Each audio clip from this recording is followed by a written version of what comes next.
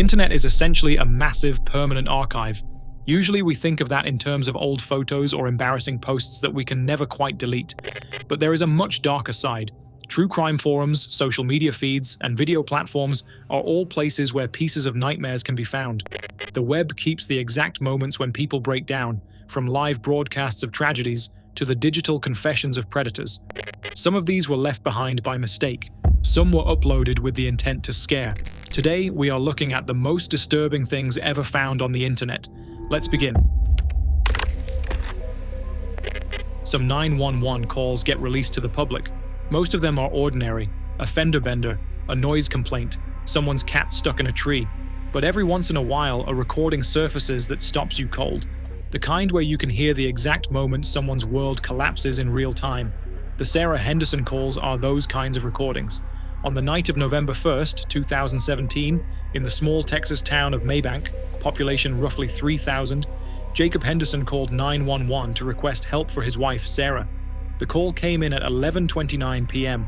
According to the recording, he told dispatchers that Sarah won't listen to him and that she was freaking out like someone is out to get her.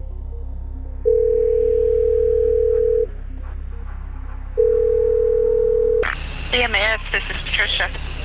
Yes, ma'am. I was wondering if I could get somebody to come out here and check my wife out. Okay, tell me exactly what's going on. My wife, she's like, something's going on with her. Okay. Can you describe what's going on? The symptoms? Like she's freaking out like somebody's out to get her. Okay, give us just one moment. Now, just a few minutes later, Jacob said Sarah had apparently calmed down. She told him she was fine. Everything was normal. Cancel the ambulance. The dispatcher asked him to confirm. Did he want to cancel the call? Yes, he said. She's fine now. She's saying she's alright now. She's saying she's fine now. Okay, we can still have them come out and check her out, okay? Okay, does she have a weapon? No, ma'am. Okay. Where is she right now? Right here in front of me. I'm sending the paramedics to help you now. Stay on the line. I'll tell you exactly what to do next. If it's safe to do so, observe her continuously. If it's safe to do so, protect her from herself. Okay. Okay, give me just a moment. Okay, well, like I said, she said she's fine now. Okay, well, they're still on their way, and they can check her out when they get there, okay? Okay. All right, thank you. But here's the thing about 911 protocols. They don't just take your word for it when someone calls about a person who may be a danger to herself. Henderson County Sheriff's deputies were dispatched anyway. They arrived at the Henderson residence around 11:45 p.m. When they got there, both Jacob and Sarah assured them everything was okay. No one was in danger. No signs of distress. The deputies cleared the scene and left. They had no reason to stay. And I can't blame them. How many wellness checks turn out to be exactly that? Someone who's fine, just having a rough night? But the next call would prove that assumption devastatingly wrong. At 2:24 a.m., less than 3 hours after deputies left, Jacob Henderson called 911 again. This time, his voice was different. Gone was the frustrated husband dealing with an erratic spouse. In its place was something broken.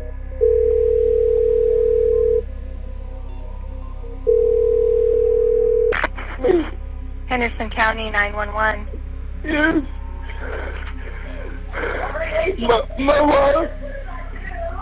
My wife is shot her kid.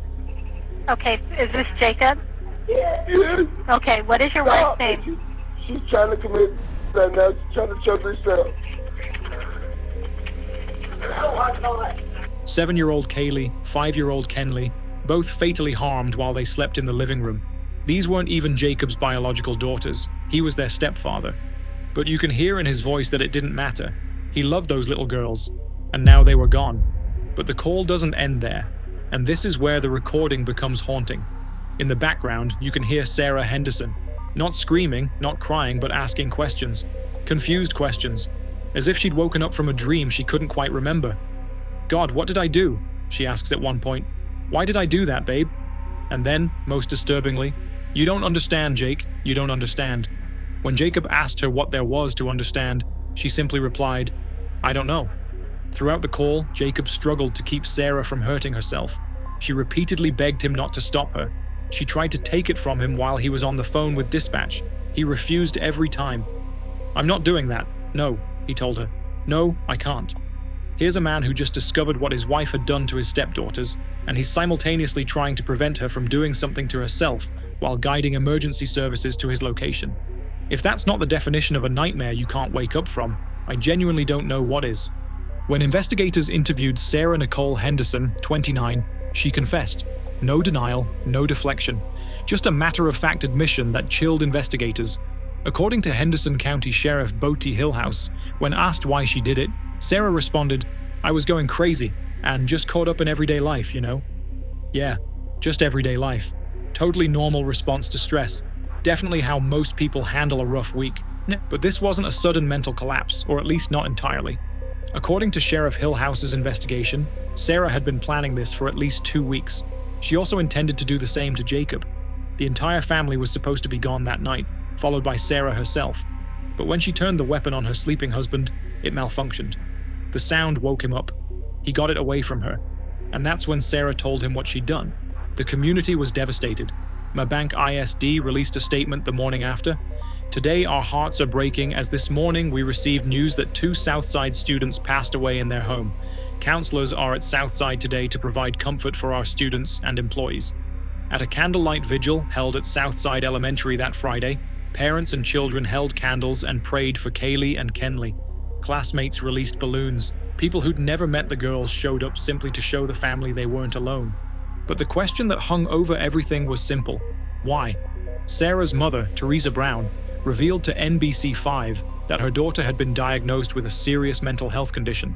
Family members said she'd been reaching out to friends in recent weeks, asking for help. Something was clearly wrong, but no one imagined it would lead to this. "I know my daughter was wrong for doing that," Brown said in an interview, "but something snapped in her because she loved her kids. I'm just devastated. The whole family is. We're just zombies. It's just unbelievable." Neighbors painted a different picture.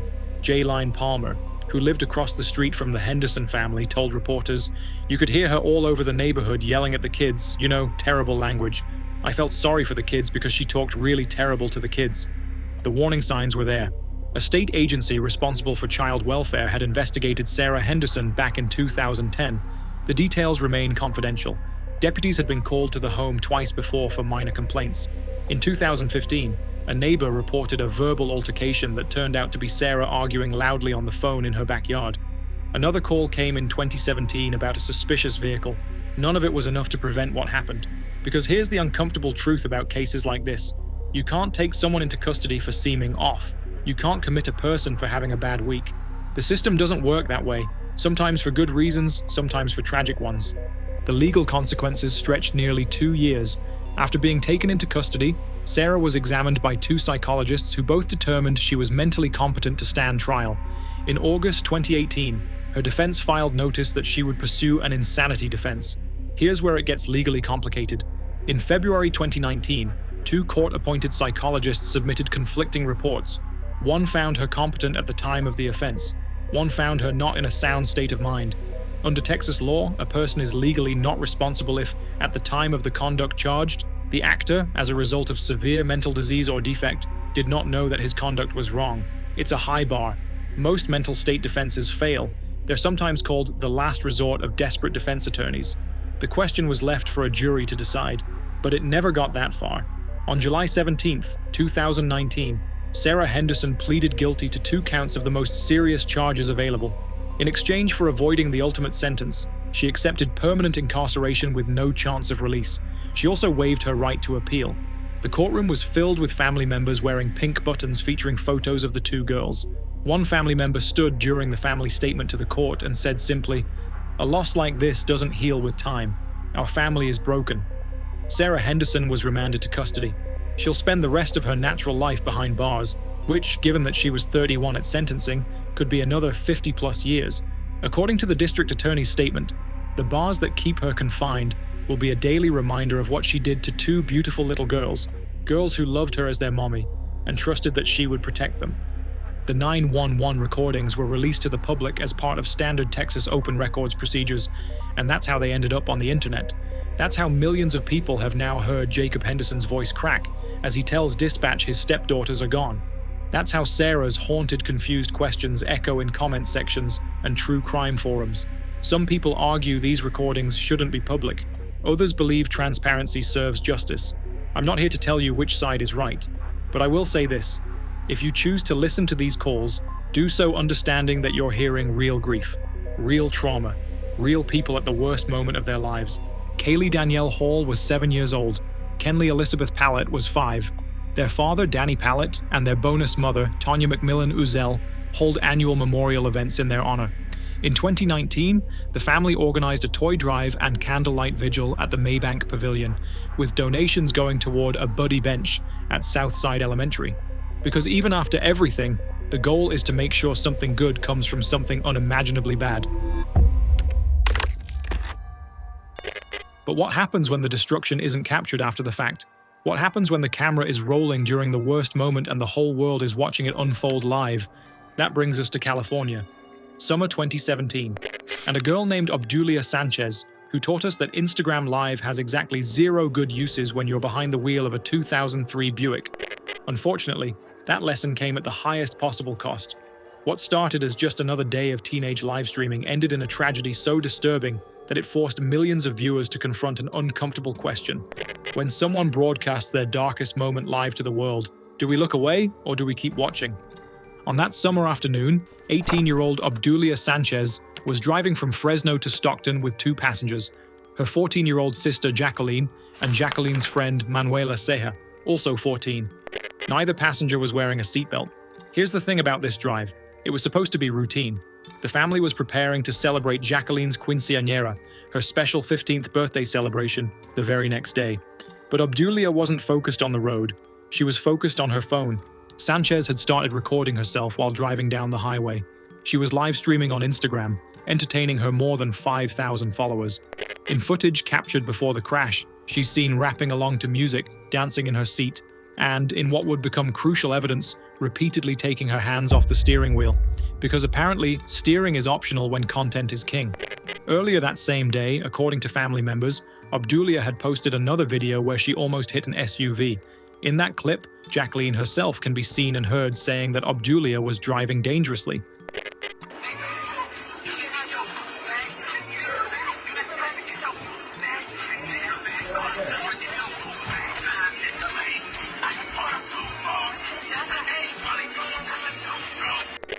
The live stream was still rolling when everything went wrong. The vehicle veered onto the shoulder of a road near Los Banos, California, about 80 miles southeast of San Jose. According to the California Highway Patrol, Sanchez overcorrected, causing the car to swerve across lanes, crash through a wire fence, and overturn into a field. Police later determined Sanchez was driving approximately 120 miles per hour at the time of the crash. For those keeping score at home, that's nearly twice the speed limit while intoxicated, while filming yourself, with 2 minors in the back seat not wearing seatbelts. Both passengers were thrown from the vehicle. Jacqueline Sanchez, 14, lost her life in the crash. Manuela Ceja survived with a leg injury that required 25 stitches. The live stream didn't stop when the car flipped. It kept recording. Amid cries and chaos, Obdulia continued live streaming even after the car had come to a stop. She's seen in the video shaking her sister and kissing her on the cheek. "Jacqueline, please wake up," she begs. In the recording, Sanchez can be heard saying, "I f***ing ended my sister's life, okay? I know I'm going to jail for life. I don't f***ing care." The video captures Obdulia hovering over where her sister lay, speaking directly into the camera. "I love my sister. This is the last thing I thought was going to happen to us. I ended my sister's life, but I don't care. I'm sorry, baby. Imma, hold it down." Meanwhile, Manuela Ceja, visible in the footage wearing a teal shirt, can be seen trying to flag down help from passing cars while her friend lay still nearby. "Hey, everybody, if I go to f***ing jail for life, you already know why. My sister is f***ing dying. This is the last thing I wanted to happen, okay? Alright? I don't f***ing care though. I'ma hold it down. I love you. Rest in peace, sweetie. If you don't survive, baby, I'm so sorry." Instagram's live stream feature means content disappears after the broadcast ends, unless someone captures it. Mary Hernandez, 25, was following Sanchez on Instagram and watched as the live stream showed the car careen into the fence. Disturbed by what she saw, Hernandez recorded a copy of the video. "People need to know these things can happen," Hernandez said, adding that she had gotten a range of responses from anger to gratitude. I mean, no disrespect to their family for posting it. The video exploded across social media. Facebook removed the reposted footage for violating community standards, but by then, the internet had already done what the internet does best: ensured that nothing goes away, especially not when it involves actual loss of life. Instagram released a statement: "We're deeply saddened by this tragedy. We urge people to use our reporting tools if they see any content or behavior that puts anyone's safety at risk." Bold statement from a platform that essentially handed an impaired driver a broadcast studio. When Obdulia's defense attorney Ramnik Samrao spoke to the press, he revealed a backstory that complicated the simple narrative of a reckless party girl. "It's very unfortunate that so many people would rush to judge Ms. Sanchez in this case based on a few minutes of a video clip," he said. "They've never walked a single step in her shoes. They don't know how she's been a foster child. They don't know that she's been a survivor of exploitation and victimization." During trial deliberations, Samrao elaborated, Sanchez was subjected to mistreatment by someone close to her family when she was 11 years old. 2 years later, she was taken by a 46-year-old man who exploited her and introduced her to harmful substances, which marked the start of Sanchez's dependencies. Her perpetrator was currently serving time in prison. These crises led to her acting out and eventually landing in juvenile court at ages 15 and 16. But then she was ordered to rehabilitation and was succeeding, eventually becoming class president at a group home and graduating high school early. The graduation came just weeks before the crash. Talk about a plot twist nobody asked for. Sanchez was charged with 1 count of gross vehicular offenses while intoxicated, 2 counts of driving under the influence resulting in injury, and 2 counts of driving with a .08 plus impairment level causing injury. She faced a maximum sentence of 13 years and 8 months in prison. Toxicology tests administered 90 minutes after the crash showed her impairment level was .106, well above the legal limit. Prosecutors also revealed that her results showed traces of additional controlled substances. At sentencing, Obdulia read a letter of remorse to the court. "I feel like such an idiot," Sanchez said. "Why did God choose me to be the older sister? I can't even do my job right. When I look at my mom's face, I know she hates me. I would hate myself too.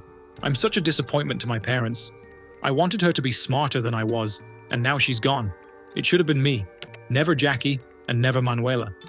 In February 2018, a judge sentenced her to 6 years and 4 months in prison. Months after the crash, Obdulia wrote a 4-page letter to local CBS affiliate KGPE, attempting to explain the inexplicable, why she kept the camera rolling. "I made that video because I knew I had more than 5,000 followers. It was the only way my sister would get a decent burial," Sanchez wrote. "I would never expose my sister like that. I anticipated the public donating money because my family isn't rich." The family ultimately raised more than $12,000 through GoFundMe. She also admitted she had live-streamed herself while driving many times before, without incident.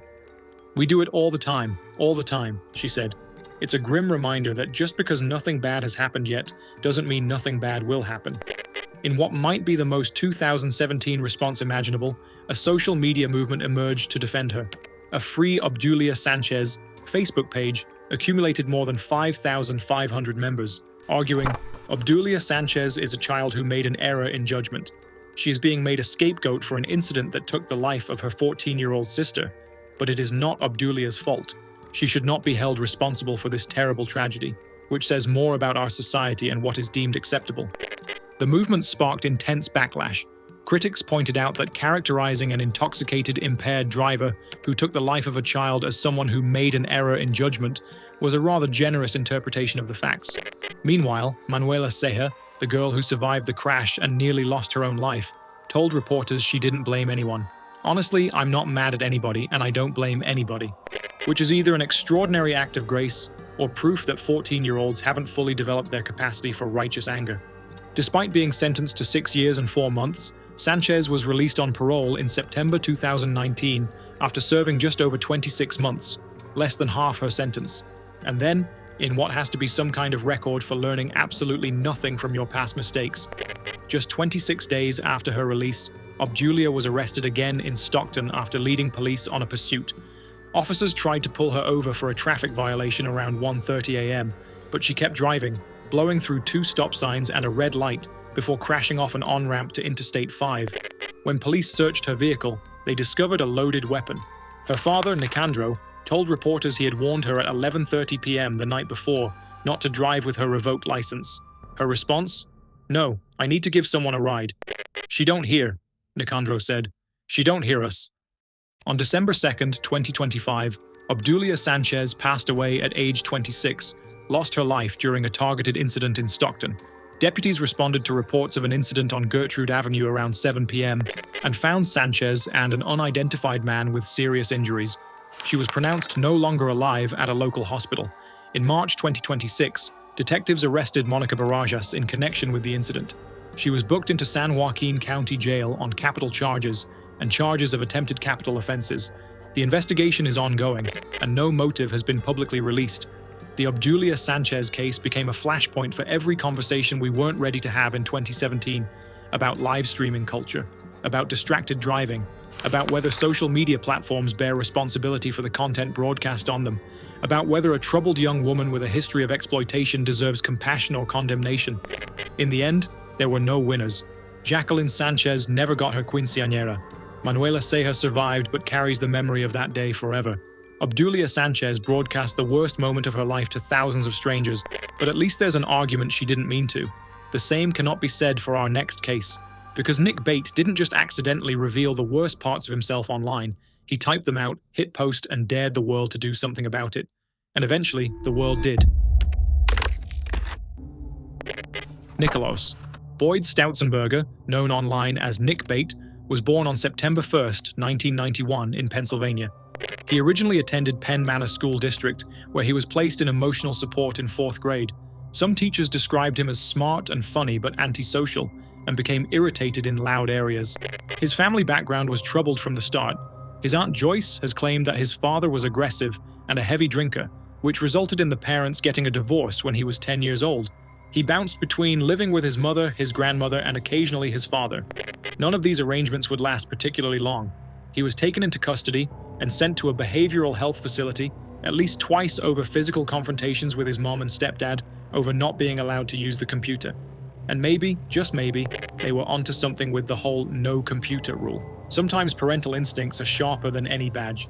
Some of his early internet activity can be dated back to 2007 and 2008, when he originally created a LiveJournal and DeviantArt account. His DeviantArt username was Hagurumon, a reference to a Digimon character, because of course it was. He was mostly discovered on a forum website called 789chan, which was dedicated to another mocked YouTuber, Chris Chan. But unlike other internet oddities who merely embarrassed themselves with bad art or strange opinions, Nick's online presence was a ticking time bomb. He spoke casually on his Twitter about acts of a deeply unsanitary and revolting nature involving his own bodily waste. If you just felt your soul leave your body, congratulations. You now understand why the internet gave him the nickname that stuck. He was extremely outspoken and disturbingly proud about the fact that he was attracted to minors, and he said so in terms so graphic and specific that I will not repeat them here because frankly the internet has suffered enough. He posted this publicly, on Twitter, with his real name attached. Some people have zero self-preservation instincts, but Nick had negative self-preservation instincts. He also believed that his predatory inclinations as well as familial relations of a criminal nature should not be illegal and called it a stupid law. To fully understand Nick Bates' descent, we need to talk about Anna. Nick had a brief girlfriend named Anna, whom they originally met on a roleplay forum. Nick has been ridiculed for being extremely obsessed with Anna. Brief might be generous here. It was more like Anna showed him basic human kindness once, and Nick decided they were soulmates forever. On social media, he would write fan fictions and draw pictures about Anna, sometimes involving the same revolting fixations mentioned earlier. Yes, he wrote fetish fiction about a real person who wanted nothing to do with him. Romantic? Absolutely not. Restraining order worthy? Absolutely yes. He had also claimed that he begged her to marry him, and had engaged in acts of self-gratification over her text messages. Anna soon broke up with Nick, and her friends said in a chat log that Anna hated him and never wanted to talk with him again. But Nick didn't take the hint. He became more and more obsessed with her, and did whatever he could on the internet to talk to her, including writing thousands of bizarre web pages begging her to love him. Thousands of web pages. If only he'd put that energy into literally anything else. Some of the more notable ones are him talking about how he'll turn into a 5-year-old and grow up with Anna. Somehow that's one of the less disturbing things he wrote. In chat logs with Anna, the same chats where he was desperately trying to win her over, because nothing says date me like a confession, Nick admitted to engaging in criminal conduct against his half-sister. In multiple chat logs, he described acts of misconduct against a child in his own family in terms that I will summarize only as far as the facts require and no further. The specifics are in the court record. They do not need to be in your headphones. And then the law finally caught up. On April 30th, 2015, Nick was taken into custody on charges related to familial misconduct involving a minor. Police reported that Nick had committed serious offenses against his half-sister around 2009 to 2010, when she was only 5 to 7 years old. The man had been posting evidence of his own offenses online for years. He had essentially built the prosecution's case for them, one disturbing tweet at a time. Most offenders try to cover their tracks. Nick laid his out like a welcome mat. Nikolaus Stautzenberger, 24, was found guilty of 3 charges, including the most serious category of criminal conduct against a child. The misconduct occurred in 2009 and 2010 in Manor Township, when the girl was 6 years old. The trial was a bench trial, meaning no jury, just Judge Merrill Spahn deciding the verdict. Judge Spahn deliberated for about 45 minutes, following 2 days of testimony, before finding Stautzenberger guilty of the offenses. That's less time than it takes to watch an episode of most true crime podcasts. The evidence was that overwhelming. Now, the sentencing. Lancaster County Judge Merrill Spahn told Nicholas Stautzenberger that his actions will impact the survivor for the rest of her life, while ordering a 16.5 to 40-year state prison term. In court, Assistant District Attorney Amber Cherniakowski called Stautzenberger a dangerous person who has long exhibited predatory behavior toward children. As part of the sentence, Stautzenberger must register his whereabouts with police under Megan's Law for the rest of his life.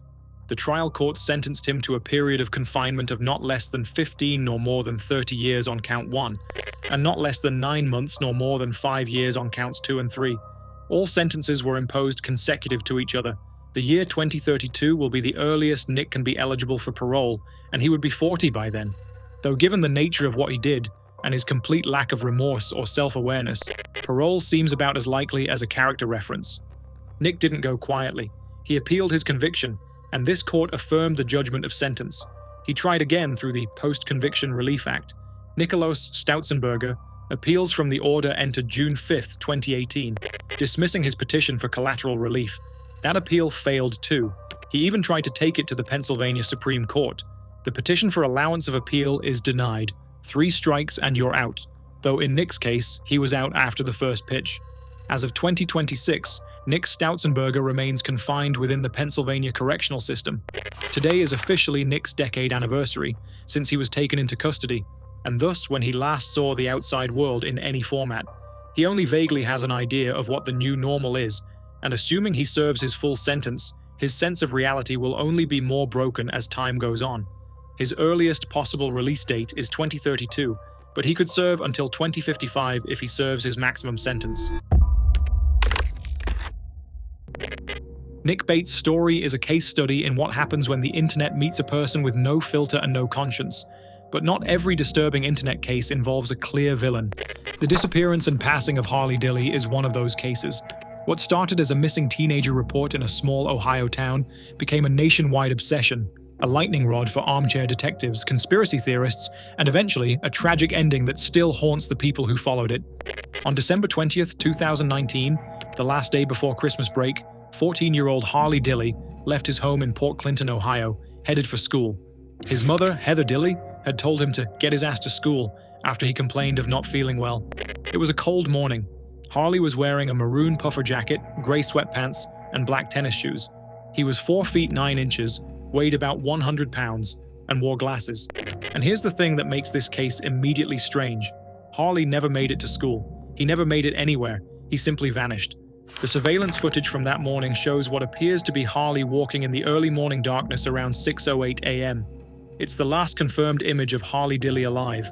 Harley's parents didn't report him missing until almost 2 days later, late Saturday night, around 11:50 p.m.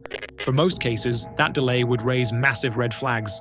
But according to his father, Marcus Dilly, this wasn't unusual. Harley had a history of leaving home when upset and staying at friends' houses. He'd had conflicts with his parents before. Police had even been called to the house about a month earlier after an argument over an electronic device being taken away. His father told investigators that when Harley got mad, he would simply leave.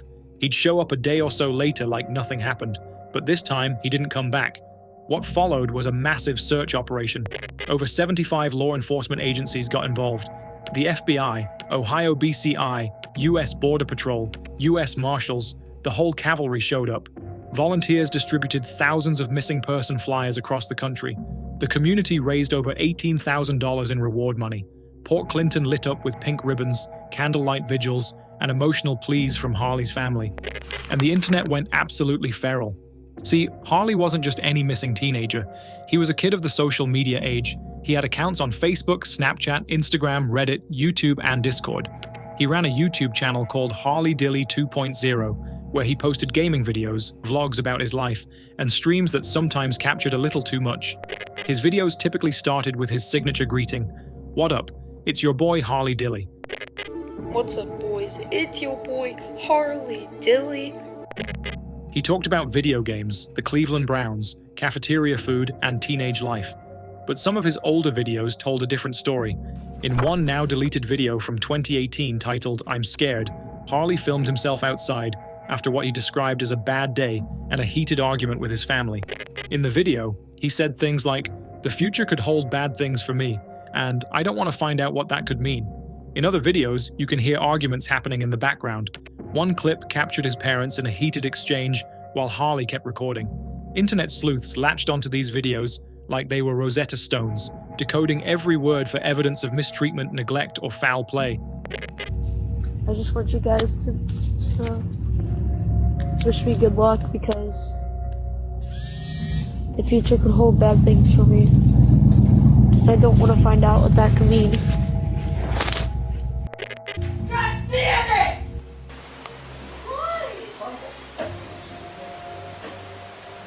Just fucking dump fucking pop all over the fucking table by throwing that stupid goddamn thing in.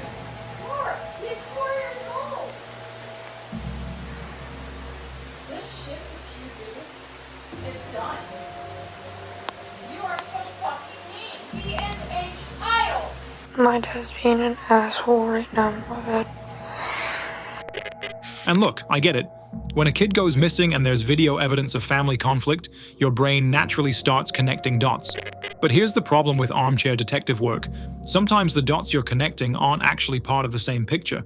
Sometimes teenagers argue with their parents. Sometimes kids film those arguments because drama is kind of their currency. It doesn't mean anyone was murdered, but try telling that to Reddit. The theories that emerged during the search were wild. People accused Harley's parents of being involved. Some claimed his father's work schedule didn't add up. Others insisted the whole thing was a cover-up involving local police. Heather Dilly eventually had to post a now-deleted Facebook video begging people to stop bashing her family. She said Harley wasn't a runaway, that this wasn't like him, that he was a mama's boy. The family eventually shut out the media entirely because the harassment had become unbearable. Then, on January 13th, 2020, 23 days after Harley vanished, police conducted yet another canvass of the neighborhood. They'd searched the area multiple times before, but this time, Police Chief Rob Hickman noticed a lockbox on a vacant vacation home directly across the street from the Dilly residence. The house was being remodeled. All doors and windows were locked. No signs of forced entry, nothing suspicious. But they got the keys and went inside anyway. On the second floor, they found Harley's maroon puffer jacket, his glasses, other articles of clothing, all scattered near a brick chimney with an old vent hole used for a wood-burning stove. And then they found Harley. He was inside the chimney, trapped, gone. His remains had been there for weeks. According to the Ohio Attorney General's report, investigators believe Harley climbed a metal TV antenna attached to the side of the house, made his way to the roof, and tried to lower himself down the chimney, presumably to enter the house.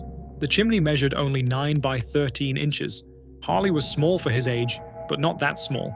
At some point during his descent, he got lodged near a vent, opening about 6 to 7 feet off the ground floor. The chimney had been bricked off at the bottom. There was no fireplace, no way out.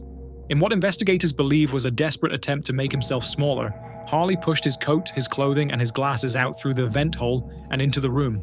And it worked. He slipped free, but only to fall further down into the sealed chimney, where he became trapped standing upright with his knees slightly bent and his arms pinned above his head. The official finding was compression of the chest preventing him from breathing. He passed slowly, alone, in the dark, just a few hundred feet from his own home. If you're wondering why nobody heard him calling for help, you're not alone. But consider this. The house was vacant. It was December. It was cold, windows were closed, the chimney walls were thick brick. Any sound Harley made would have been absorbed before it reached the outside world. And at some point during compression asphyxia, you lose the ability to call out at all. The discovery devastated the community, but it didn't stop the conspiracy theories. If anything, it amplified them. People pointed to evidence photos that showed Harley's coat hanging on a door, claiming this proved he couldn't have entered the chimney on his own. Police had to explain that an officer moved the coat from the floor to the door to verify it was Harley's before calling in investigators. Others questioned why search dogs didn't detect him during earlier searches. The Attorney General's report addressed that too. Agents didn't detect any odor until they physically removed the bricks from the chimney. The tight seal of the space had contained everything. And this is the part that gets me. Because if you've ever been 14, you know how impulsive teenagers can be. You know how a plan can seem brilliant in the moment and catastrophic 5 minutes later. Harley didn't go in there with dark intentions. He was trying to avoid going to school on a cold December morning. He made a choice that, in any other scenario, would have just been a funny story he told his friends later. Remember that time I tried to sneak into the neighbor's house through the chimney like Santa Claus? But chimneys aren't designed for people. They're designed for smoke. And once you go down, you can't come back up. Harley Dilly was an aspiring counselor. He wanted to help people. His obituary said he enjoyed various sports, gaming, robotics, making YouTube videos, and singing. It said he always felt like he was the underdog, and because of that, he had a very giving heart and became very brave. He was cremated after a public visitation where hundreds of people came to pay their respects. The house where he passed still stands across the street from where his family lives. The Dillys never moved. Every day they look out their window at the place their son took his last breath. And if that idea unsettles you, the next case will do something worse. It'll show you what it looks like when the warning is right there on camera, and nobody, not even the person filming it, has any idea what's coming. On December 10th, 2024, a 30-year-old mother from Brandon, Mississippi, recorded a video while driving. Her name was Jennier Shefield, and she had around 6,500 followers on TikTok. Nothing remarkable, just a regular woman documenting her life as she worked toward getting into medical school while raising her daughter. In the video, Jennifer is upbeat, calm, almost relieved. So, about to be a newly single mom, and I am in the middle of a divorce. My husband is being incredible though, like really and truly, like we're working together, everything's great, we're splitting everything down the middle, like, you know, everything is good. It is a very civil divorce with our daughter in mind, and I really appreciate that. She goes on to explain that they're splitting everything down the middle, that it's a very civil divorce with their daughter in mind, that Brandon, her soon-to-be ex-husband, would be helping financially support their child. She's thankful, optimistic even. But then, toward the end of the clip, her tone shifts slightly. So, I've never done this before. I've never been on my own before. So, if you have any tips, saving money, making money, anything like that, like I would really appreciate it. Like, you know, coffee at home, you know, I take caffeine pills, I do my own hair, nails, everything. Like, I do all that. So, yeah, if you just have any tips, like, I would really appreciate it, because, like, I'm a little scared right now. 18 days later, Jennier Shefield was gone.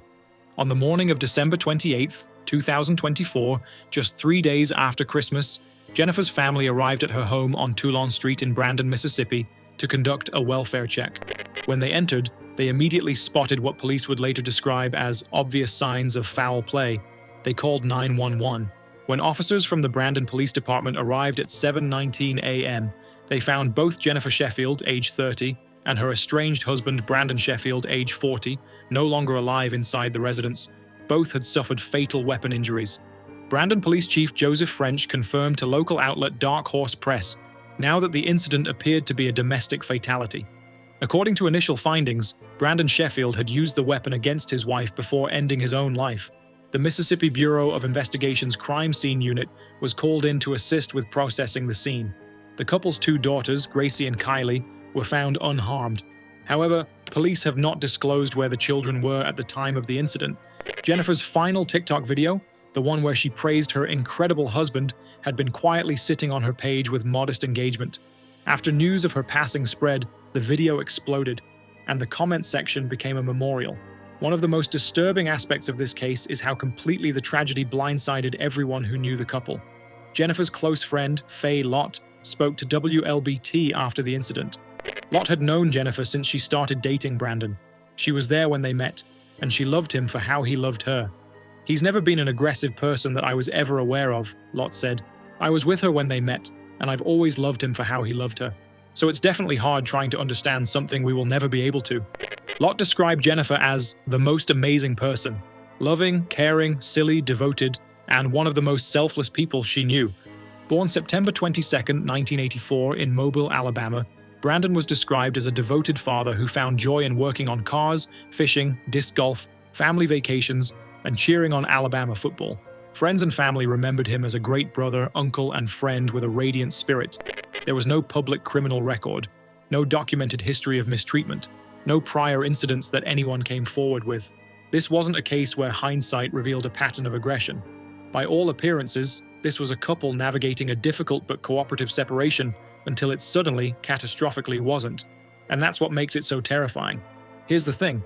While the Shefield case shocked those who knew the family, it fits a grim statistical pattern that researchers have documented for decades. According to the National Hotline for Intimate Partner Violence, the presence of a weapon in a domestic harm situation increases the risk of fatal outcomes for women by 500%. More than half of women lost to weapon-related incidents are harmed by family members or intimate partners. But research from Everytown for Gun Safety found that separation or divorce was a circumstance leading up to intimate partner fatalities in nearly 50% of cases they studied. The period immediately after separation is, statistically speaking, one of the most dangerous times for a woman leaving a relationship. Let me say that again. The most dangerous time isn't during the relationship, it's when she tries to leave. A study published by Oxford Academic noted that separations pose an exceptional security risk to individuals whose relationships were characterized by harm or coercive control. However, and this is key, cases of post-separation intimate partner fatalities can be traced back along a history of intensifying conflicts. But what about cases where there's no documented history? What about relationships that seemed, from the outside, perfectly healthy? That's the terrifying gap. Research from Canada, the United States, and Australia indicates that approximately half of intimate fatal incidents against women by ex-partners occur within 2 months of separation. The divorce papers don't even have to be signed. Jennifer Shefield lost her life 18 days after praising her husband publicly. The divorce was ongoing. By all accounts, everything was civil. I'm not saying there were definitely no warning signs, only that no one who's spoken publicly has identified any. And that uncertainty is what keeps viewers re-watching her final video, searching her face for something, anything they might have missed. Brandon's older brother, Brian Shefield, started a GoFundMe to support the couple's 2 daughters, Gracie and Kylie. He acknowledged the impossible situation the family now faces. There's no handbook on how to navigate such a tragedy, and we're doing our best to figure it out, but we do know Kylie and Gracie will need financial support.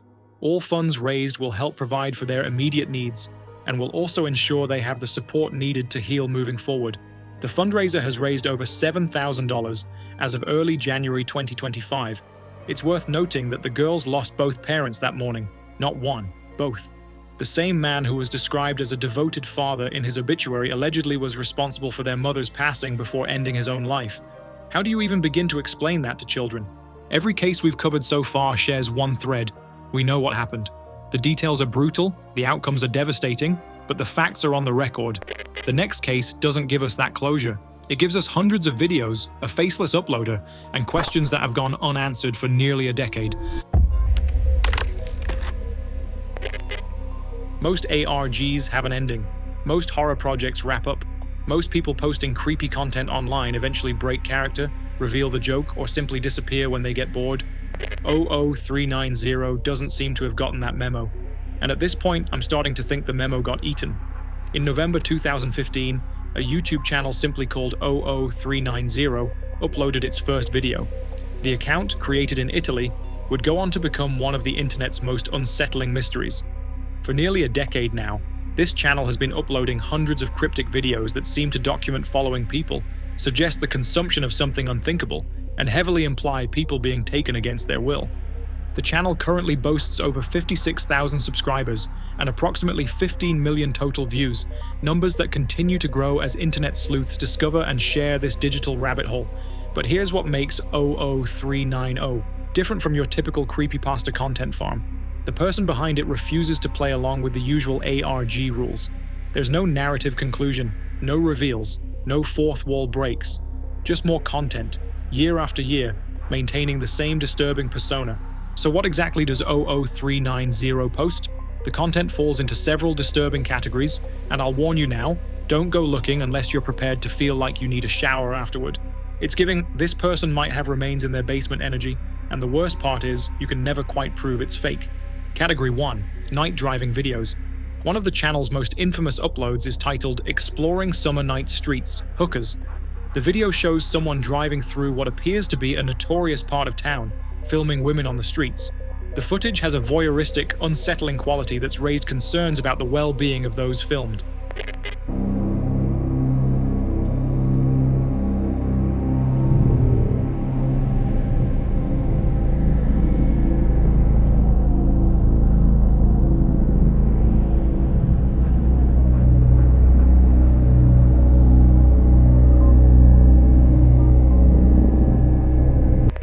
Category 2. The Missing Girl videos. Multiple uploads on the channel appear to show women in distressing situations, confined spaces, restrained positions, or simply filmed in ways that suggest they're being held somewhere. Internet investigators have attempted to cross-reference these uploads with reports of missing people in Italy and surrounding areas, but no definitive connections have been established. That's either really good news or really bad news, depending on how paranoid you are. Category 3. References to the unthinkable. And then there's the cooking content, but this isn't your cozy Gordon Ramsay tutorial. The channel contains videos that explicitly or implicitly reference consuming people. Titles, thumbnails, and visual choices all seem designed to create the impression that 00390 is documenting something horrific. One TikTok account associated with the channel even posted with the caption "Secours est trop moche," French for "this form is too ugly," because nothing says "I'm definitely not dangerous," like rating people on social media. Category 4. The private video. Perhaps most intriguing is a video titled Private that appears to be behind-the-scenes footage from a professional photo shoot. This upload, more than any other, has fueled theories that 00390 may work in the modeling industry, possibly as a photographer with access to women in professional settings. The video shows a shoot wrapping up, models changing, lighting equipment. It feels too real to be staged, too professional to be random footage. Reddit investigators have compiled a working profile of the person behind the channel. Estimated age, mid to late 20s, 22 to 29, as of initial investigations. Location, Italy, likely Milan, or surrounding area. Height, estimated 180 to 190 plus centimeters based on camera angles and shadows. Profession, possibly connected to the modeling industry, either as a photographer or affiliated professional. Activity period, 2015 to present day. Nearly 10 years of continuous uploads. The Milan connection is particularly interesting. Italy's fashion capital is home to dozens of modeling agencies, including Elite Milan, Fashion Model Management, and numerous independent photographers. If 00390 does work in this industry, it would explain the access to young women, the professional-looking footage, and the intimate behind-the-scenes content that appears throughout the channel. What truly distinguishes 00390 from obvious ARG channels is the creator's behavior in the comments sections. Internet investigators have documented exchanges that feel off, disturbingly off. In one exchange, when a viewer encouraged the creator to seek help or stop, 00390 allegedly responded that he can't bring himself to end things as all eyes are on him. In another, when someone offered to pay for content or information, he declined, explaining that he doesn't want any money from people because he then has to get a voice for himself and become a fake. Most ARG creators would love monetization opportunities. Most content creators are building towards something. A reveal, a Patreon, a product launch. But 00390 seems to actively reject anything that would force him to break character or establish a real-world identity. Either this is the most committed method actor since Daniel Day-Lewis, or well, you can fill in that blank yourself. YouTube creator Some Ordinary Gamers, Mutahar, covered 00390 in a video titled "Is This YouTuber Taking People?" He approached it as what it probably is, an ARG created by someone in Italy with access to editing software, too much free time, and a love for making people uncomfortable. His video characterized it as a mysterious Italian individual and his love of cooking and driving through the sketchier night districts of his hometown.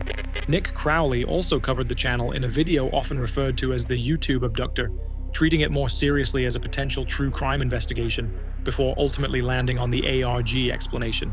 But here's the thing about ARGs, they typically have resolution. The creators of Meat Sleep, another infamous YouTube horror project with themes of consuming people and abduction, eventually revealed their project was a collaborative art piece created by 11 people across 8 countries who literally rolled dice to decide content. Both channels feature themes of implied consumption, following and surveilling people and abduction, cryptic editing and disturbing imagery, found footage manipulation that blurs fiction and reality, and no clear narrative or conclusion. But while Meat Sleep was eventually confirmed as collaborative performance art, created by a group who used spectrograms, hidden codes, and dice rolls to construct an elaborate horror experience, 00390 has offered no such explanation. Meat Sleep deleted most of their content in 2016 after being reported to authorities. 00390 keeps uploading. So what's really going on? The internet has settled on 4 primary theories. Theory 1, elaborate ARG, the most comforting explanation. 00390 is a performance artist committed to his craft, creating discomfort as a form of commentary on voyeurism, the male gaze, or digital consumption of horror. The refusal to break character is part of the art itself. He's basically the Banksy of extremely creepy YouTube content, except instead of rats with machine guns, it's implied horrors. Theory 2, troubled individual, a less comfortable reading. 00390 is genuinely unwell, using the channel as an outlet for dark impulses without actually doing anything. The videos represent urges and intrusive thoughts, given digital form, disturbing but ultimately harmless. Theory 3, real-world wrongdoing. The darkest theory. 00390 is documenting real activities. The surveillance videos are real. The abduction implications are real. The consumption references are, well, you get it. This theory has never been substantiated with evidence, and investigators have found no matching cases of missing people. But the theory persists because the content is just that uncomfortable. Theory 4, illegal operation. Some speculate the channel is connected to illegal operations, using the cryptic content as coded communication or advertisement for services. This theory is entirely speculative and has no supporting evidence, but it's been raised in multiple discussion threads. Maybe it's just a really dedicated Italian film student with questionable taste in content. Maybe it's performance art we're all too unsophisticated to appreciate. Or maybe, just maybe, we're watching something we really shouldn't be. Either way, I think I'm going to skip the Italian vacation I had planned, just in case.